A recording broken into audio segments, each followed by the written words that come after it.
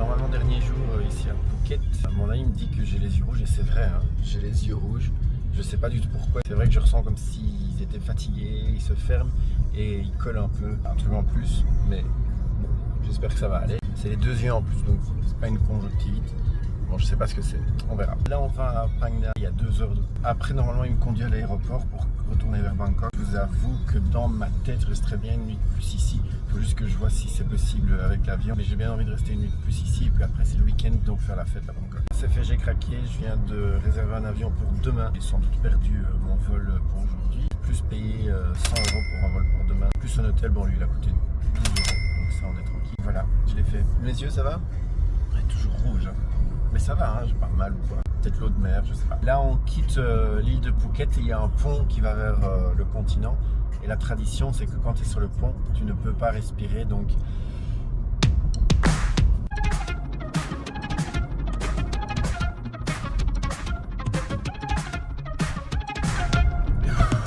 bon, c'était pas si long que ça, hein.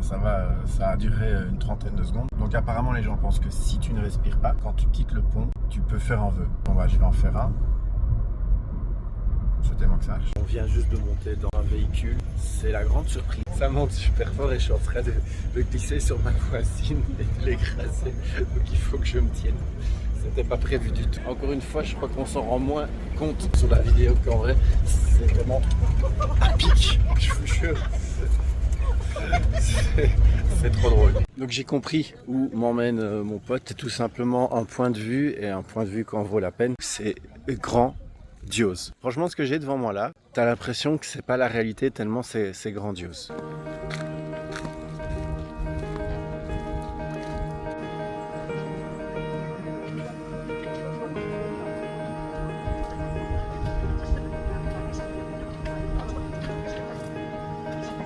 Je vais m'installer là-dedans et puis être tranquille, avoir une très très belle vue.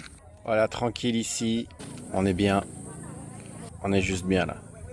Je suis toujours dans ce lieu paradisiaque là et j'en profite pour faire un petit point sur mon coude, on n'en avait plus parlé. Voilà, il vire au mauve je crois. Donc c'est pas trop gonflé, c'est juste un peu mauve. Ça fait pas trop mal, un peu si j'appuie dessus, mais donc pour ça c'est tranquille. Et l'oreille, parce que je vous avais parlé de l'oreille, hein. Donc toujours l'oreille droite, bah elle est bouchée. Tant que ça empire pas, tout va bien. Pour le moment je survis à la Thaïlande. Maintenant ce que mon pote veut me montrer c'est un café. Alors comme ça il a peut-être l'air de rien, mais ce qu'il y a c'est que derrière ce mur il y a l'aéroport. Et donc en effet ici on a une vue sur la piste aussi bien d'atterrissage que de décollage. On en a un qui décolle juste devant nous. C'est assez sympa. Je découvre avec vous ma chambre et voici la chambre. Qu'est-ce qu'on a pour 12 €? Pas mal.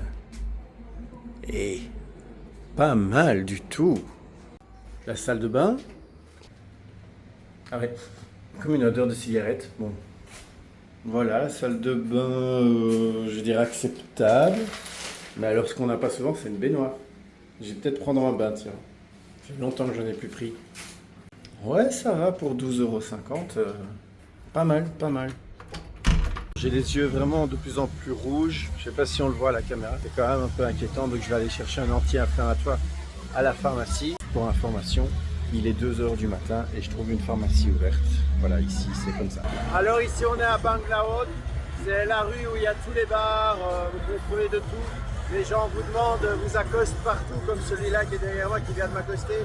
Je sais pas ce qu'ils veulent, des fois c'est des ping-pong shows, je vous laisse imaginer le genre de show que c'est. C'est comparable au carré comme on a à Liège, tous ceux qui connaissent.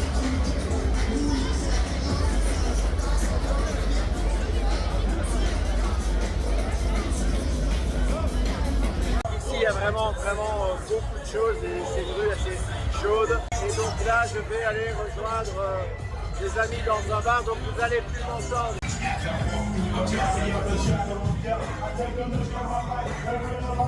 Je suis encore très fort et mes amis veulent m'emmener dans une boîte. Le problème, c'est que je suis en slash. On va essayer, hein. On est dans la boîte, voilà ce que ça donne.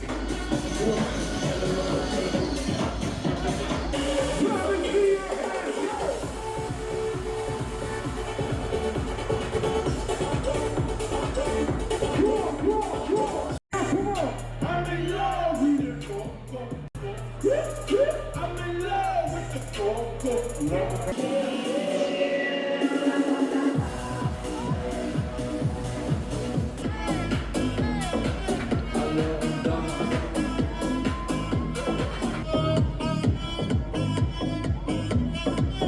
la partie elle est finie. Ils ont rallumé toutes les lumières. Mais évidemment, comme ça se passe partout, en fait ils sont obligés de couper à 4h30 du matin, il est 4h30 du matin. Mais évidemment, il y a une after party. Ici ça continue, c'est partout la même chose en fait. C'est du son français.